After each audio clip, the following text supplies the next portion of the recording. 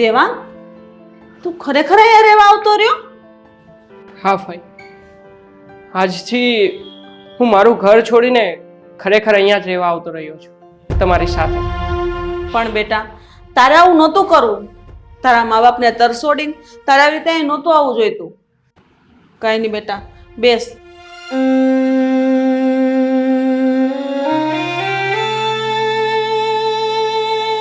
ભાઈ, મારા પપ્પાએ તમને કોઈ પણ ગુના વગર તરછોડી દીધા હતા ને, એવી જ રીતે હું પણ મારા પપ્પાને તરછોડીને અહીંયા આવતો રહ્યો છું, એમને એમના ગુનાનો સબક શીખવવા માટે.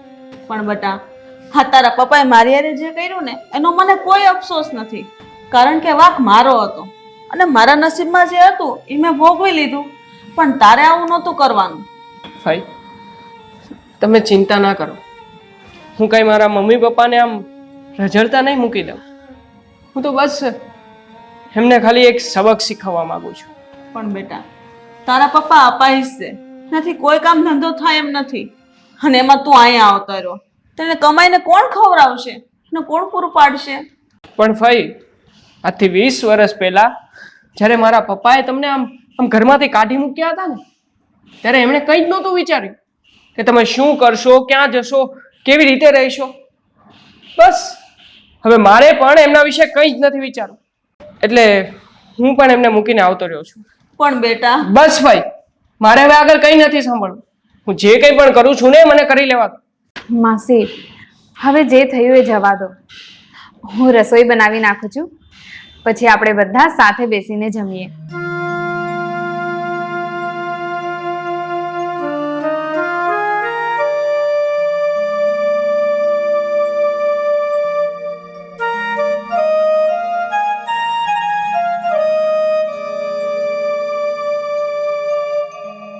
પિયુષ, આ ઘરમાં કરિયાણું હાવ ખૂટી ગયું છે.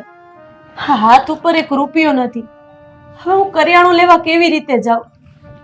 મને તો કાંઈ સમજ નથી પડતી કે શું કરવું અને શું ન કરવું. રાધા, હવે કોઈ પણ સંજોગમાં મારે કાંઈ પણ કામકાજ તો કરવું જ પડશે. આમને આમ જો ઘેરે બેઠા રહેવું ને તો આપણે ભૂખે મરવાનો વારો આવશે. તમારી બધી વાત સાચી છે, પણ આ તમારો એક પગ કામ નથી કરતો. તમે ક્યાં કામ કરવા જાઓ, ક્યાં કામ ગોતવા જાઓ? તો બીજું શું કરવું? કાંઈક તો કામકાજ કરવું જ પડશે ને. તમારે ક્યાંય જવાની જરૂર નથી. હવે હું જ પારકા ઘરના કામ કરી લઈશ અને એમાંથી જે આવશે ને એમાં હું મારું ઘર ચલાવી લઈશ. અને આની સિવાય બીજો કોઈ ઉપાય નથી. રાધા, આ જાતિ જિંદગીએ કેવા દિવસો જોવાના વારા આવ્યા. આ દીકરો આપણને નોધારા મૂકીને જતો રહ્યો. આની કરતા તો એને આપણને ઝેર આપીને મારી નાખ્યા હોત ને તો સારું હોત. બસ પિયુષ, તમે આવું ન બોલો. અરે, હજી હું જીવું છું ને. આપણો દીકરો ભલે તમને મૂકીને જતો રહ્યો, પણ હું જ્યાં સુધી જીવું છું ને ત્યાં સુધી તમને ઊની આંચ નહીં આવવા દો. તમે આવા શબ્દો ન બોલો. મને તારી ઉપર પૂરેપૂરો ભરોસો છે રાધા, પણ હું શું કરું? મને મારા સમયે લાચાર બનાવી દીધો છે. તમે ચિંતા ન કરો, હવારાવાના થઈ જાય. પરિવર્તન સંસારનો નિયમ છે. એક હરખા દિવસો કોઈના નથી રહ્યા, આપણાય નહીં રહે.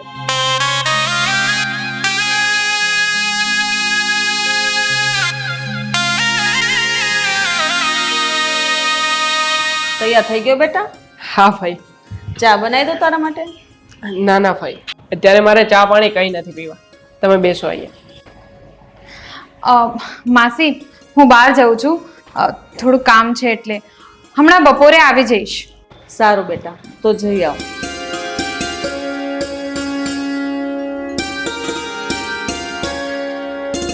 ભાઈ, આ છોકરી કોણ છે ને તમારી સાથે અહીંયા આ ઘરમાં કેમ રહે છે? હા દીકરા, તારા પપ્પાએ જ્યારે મને ઘરમાંથી જાકારો આપ્યો ને ત્યારથી હું આ શહેરમાં ને આ લોકોના મકાનમાં ભાડેથી રહું છું. ને આ મકાન રીતિકાના મમ્મી પપ્પાનું જ છે. પણ ભાઈ, આ રીતિકાના મમ્મી પપ્પા ક્યાં છે? એ કેમ દેખાતા નથી? આજથી 10 વર્ષ પહેલા આ રીતિકાના મમ્મી પપ્પા હરિદ્વારના જાત્રાએ જતા હતા. ત્યાં 4 વ્હીલનું એક્સિડન્ટ થયું ને બંનેનું મૃત્યુ થઈ ગયું. ત્યારથી આ રીતિકાને હું હાચું છું અને મારી હારે રહીશ. એનો મતલબ એમ કે તમે જે મકાનમાં રહો છો એ મકાન આ છોકરીનું જ છે. હા, આ રીતિકાનું ઘર છે અને રીતિકા એક સારી એવી કંપનીમાં જોબ કરે છે. હું આ ઘર સંભાળું છું અને એમાં મારા બેયનું ગુજરાન હાલે છે. આ તો સારું કહેવાય ભાઈ, તમને બંનેને એકબીજાનો સહારો મળી ગયો. પણ બેટા, આ ખરેખર તે ખોટું કર્યું છે. તારા મમ્મી પપ્પાને મૂકીને તારે અહીં નહોતું આવવું. હજી તને કહું છું, તું પાછો જતો રહે ને. તો શું ભાઈ, એમણે તમારી સાથે ખોટું નથી કર્યું?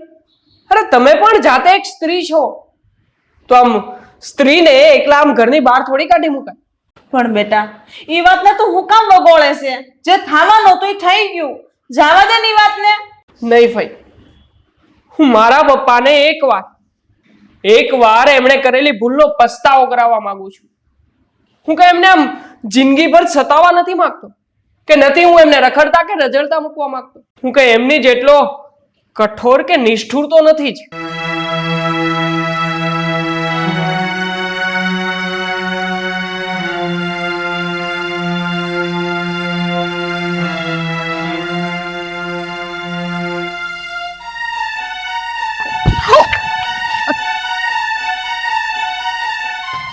સોરી આંટી, મને માફ કરી દેજો, મારું ધ્યાન ના હતું. અરે કઈ વાંધો નહીં બેટા, મારું પણ ધ્યાન નહોતું. આંટી, આ ફોટો કોનો છે? આ ફોટો મારા એકના એક દીકરાનો છે. આ ફોટાને હું હંમેશા મારી સાથે રાખું છું. કેમ હંમેશા તમારી સાથે જ રાખો છો? બેટા, અમારો શું વાક હતો એ કીધા વગર મારો દીકરો એ અમને નોધારા મૂકીને ક્યાંક જતો રહ્યો છે. એ પણ નથી કીધું કે અમારો વાક શું છે. અમને બંને જણને રઝળતા મૂકીને એ ક્યાં જતો રહ્યો છે ને એની અમને ખબર નથી. આંટી, તમારા ઘરમાં બીજું કોણ કોણ છે? હું અને મારા અપાઈજ પતિ. એમનાથી બેટા કોઈ કામ નથી થતું, એટલે હું પારકા ઘરના કામ કરીને મારું ઘર ચલાવું છું. સારું બેટા, કરિયાણું ઘરમાં સાવ ફૂટી ગયું છે, એટલે આ રેશન કાર્ડ લઈને કરિયાણું લેવા જાઉં છું. આવજે ત્યારે.